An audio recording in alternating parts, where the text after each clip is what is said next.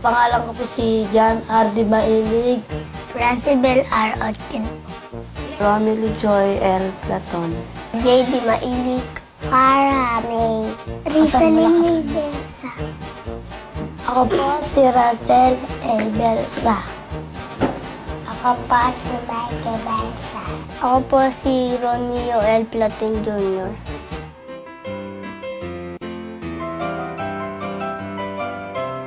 Sa Kaohsiung, Taiwan po. Ang papa ko po ay nagtatrabaho sa abroad. Iba-ibang bansa po. Barko po siya eh. Di po namin alam. Opo. Sa Saudi Riyadh po. Tatrabaho po sa Japan. Dun po sa Bahrain, pati si mama at papa ko po. Malaysia. Hong Kong. Trabaho po niya, carpenter po. Chip cook. Maid. Naghahanap po ng pera. Katulong po. Katulong po. Nag-aalaga po ng bata. Carpenter po. Nagpipintor po ng kotse. Nagkukulay. Katulong po. Caregiver po.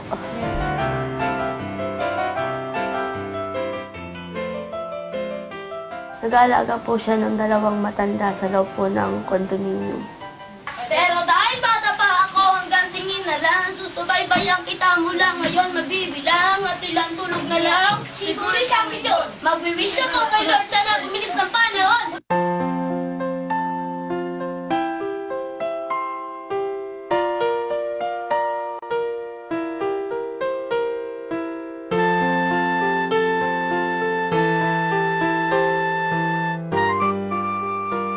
Opo. Sa Garments Gap po dun sa... Tawag ko, hindi ko po alam kung saan lugar po.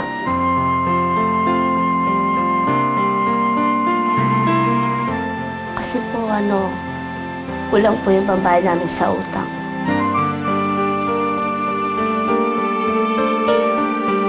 Opo.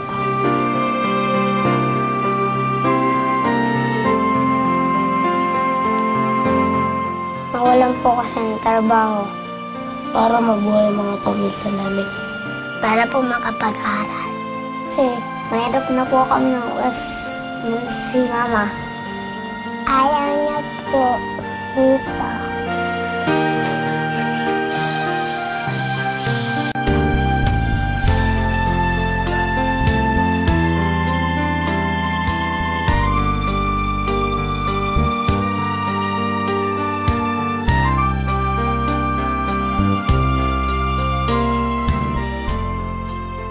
Sasabihin ko po sa kanya, pauwiin ko na po. Pakakabait po ako. Mahal ko po siya. Sasabihin ko po, mahal ko. Umuwi na po siya sa June. Magpapadala po siya ng pera, magpapadala ng package. Tapos, malapit po siyang umuwi. Ganyan po. Magpakabuti po daw ng pag-aaral. Saka, huwag daw pagbabayaan ng mga nanay po namin. Ingatan ko daw po yung mga kapatid ko. Huwag na po silang magtrabaho sa ibang bansa.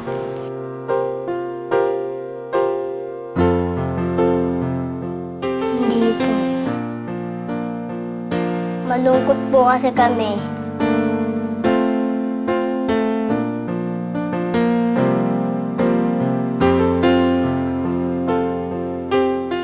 Yung nandun po siya sa ibang bansa, mas maganda po yung trabaho. Dati po, nung wala pong trabaho nanay ko, yung lagi po lang siya nasa labas. Nag-aano po na mga kaibigan niya. Kasi po, napapaganda yung mga bahay namin, saka laging masarap yung ulam. Wala naman po. Kasi po, may po doon, may pera. Lagi po sinigang, basta't lagi pong may sabaw.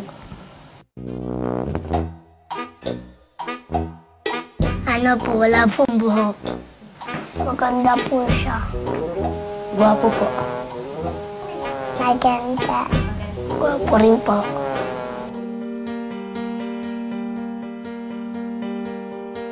Naglalaro na lang po para sumaya.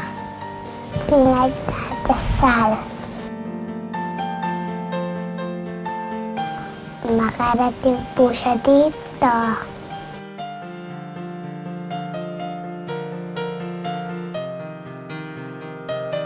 Pumupunta kami lagi sa mga malls. Umalis kami, pumuntaan. Nag-swimming po kami. Lahat po ay magkakapatid. Nakapag-aral.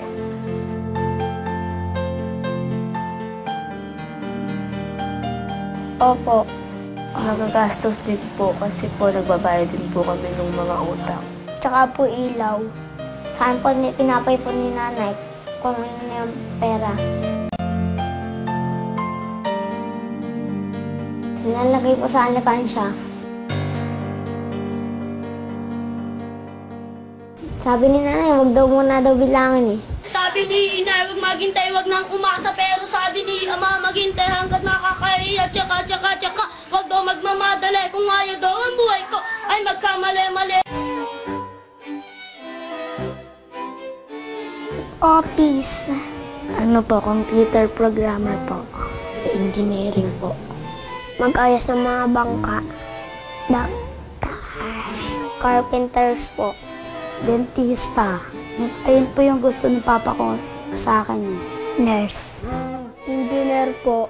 Gusto po niya na dati doktor. Pero ayaw na po niya ngayon kasi po, ayaw po, takot po sa mga patay. Presidente.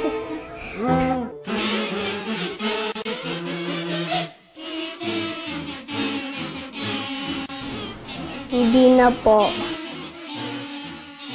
Hindi po namin. Kasi po gusto pong kumuha ng binata.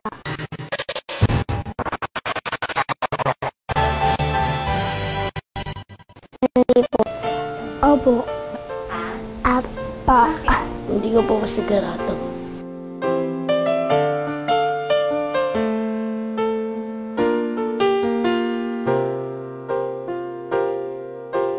Kasi po baka pagbalik ko po dito wala na po akong mapuntahan na pamilya. Mahirap po yan. Mawawalan po ako ng mga magulang, tsaka po mawawalan din po ako ng kapatid. Para ko po matulungan yung mga tao. Kung nagkaasawa ka na po, tama pa po naman na iiwanan mo po siya. Eh kayong nagpakasal na po kayo. Para po magkapera. Hindi ko iiwan yung mga magulang ko. Hanapin ko po yung tatay ko. Para yung magiging asawa ko hindi magiging mahirap.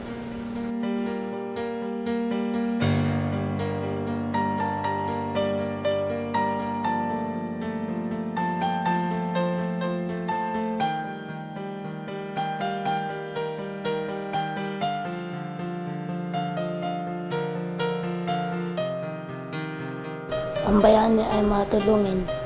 Ang bayani po ay mabait. Sila po yung nagliligtas sa amin. Matapang. May ginawa siyang maganda sa bayan. Nagtatanggol sa mga tao. Yung tinutulungan yung mga naghihirap.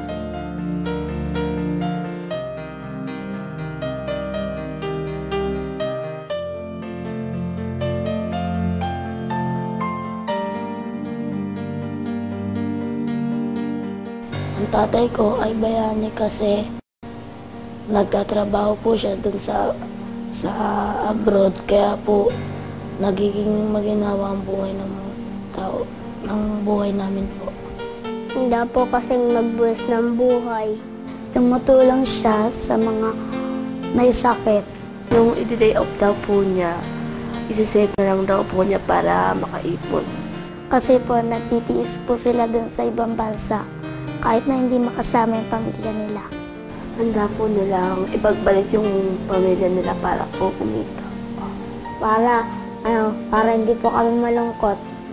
Tumulong po siya sa kapwa. Ano po kasi, nandun po siya sa ibang bansa tapos tinitiis lang nila yung problema nga sa puso nila.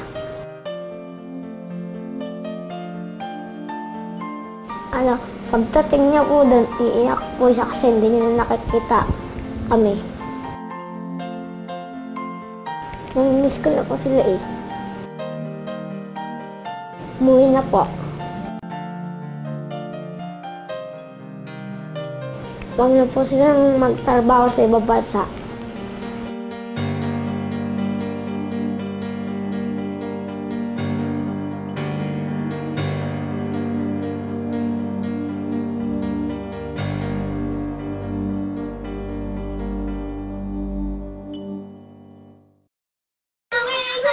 Ulan nakapiling. Bitin kayo, no? Ng kotse. Nagkukulay. Katulong po. Caregiver po.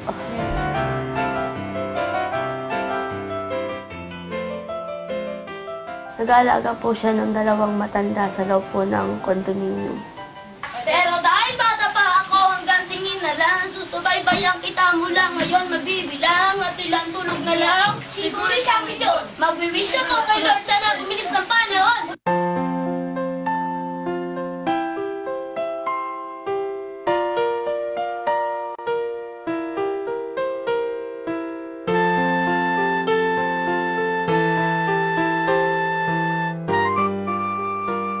Opo. Sa Garments Gap po dun sa... Hindi ko po alam po sa lugar po.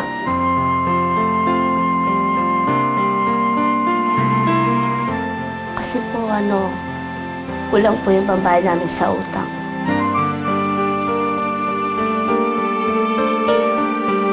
Opo.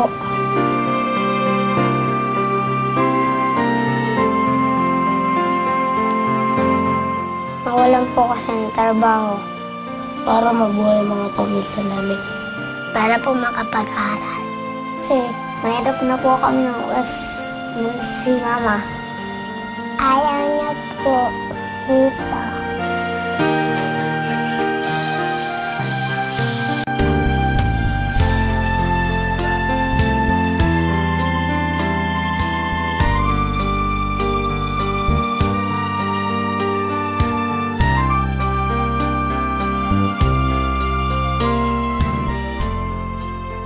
Sasabihin ko po sa kanya, pauwiin ko na po. Pakakabait po ako. Mahal ko po siya. Sasabihin ko po, mahal ko. Umuwi na po siya sa June. Magpapadala po siya ng pera, magpapadala ng package. Tapos, malapit na siyang umuwi. Ganyan po. Magpakabuti po daw ng pag-aaral.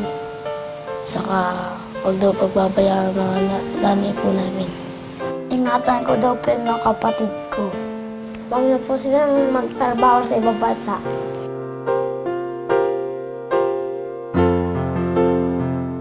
Hindi po. Malungkot po kasi kami.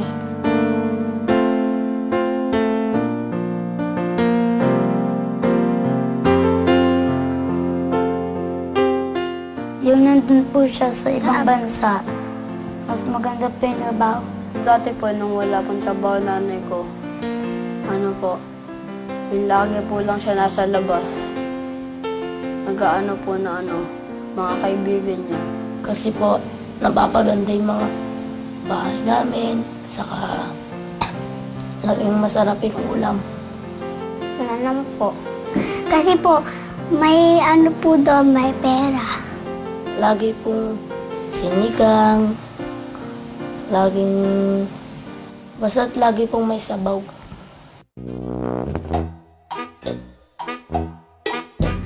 Wala pong buhok. Maganda po siya. Gwapo po. Maganda. Gwapo rin po.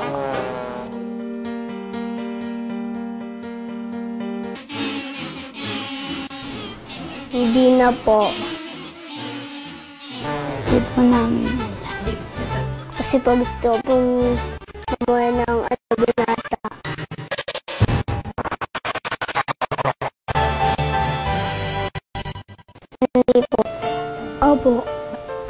Apa. Hindi ko po sigurado.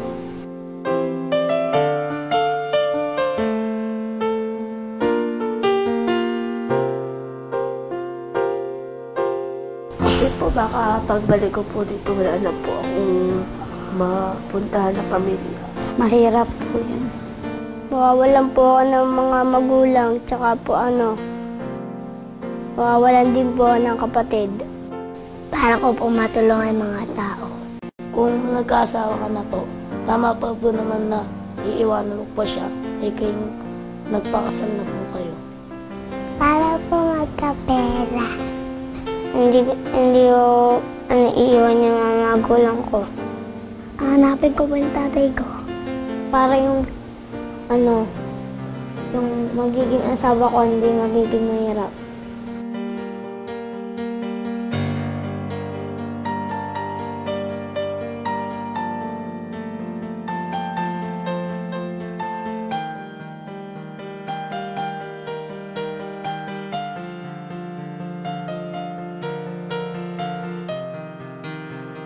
Ang bayani ay matulungin.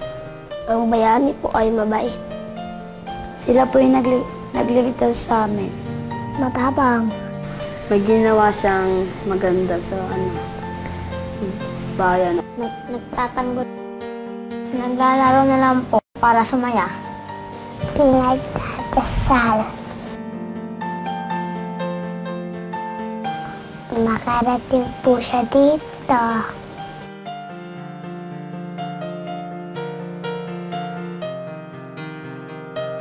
Pumupunta kami lagi sa mga malls. Umalis kami, pumunta, nag-swimming po kami. Lahat po ay magkakapatid. Nakapag-aral.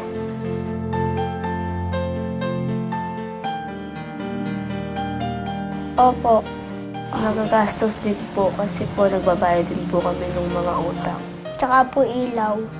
Saan po pinapaipon ni nanay kung ano na yung pera.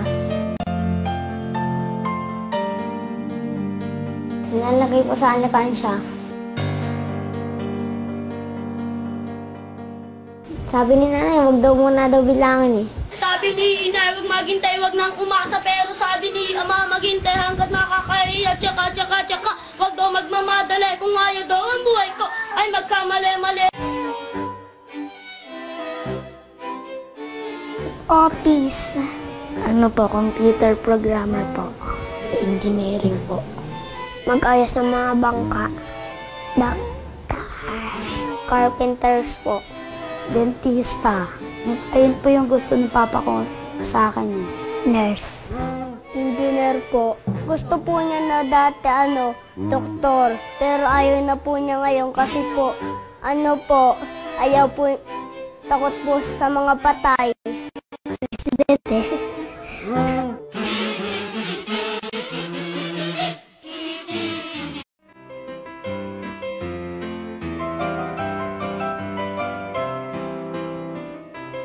Kapag umuulan, ay ang sarap-sarap na feeling. Enjoy niya ko, kaya ngayon ito I'm singing at isipin ang awiting to ay para lang sa'yo.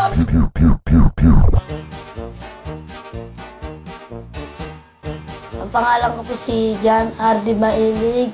Francibel R. Otkin. Romilly Joy L. Platon. J.D. Mailik. Para May. Rizalyn Libesa. Ako po si Russell A. Belsa. Ako po si Michael Belsa. Ako po si Romeo L. Platon Jr.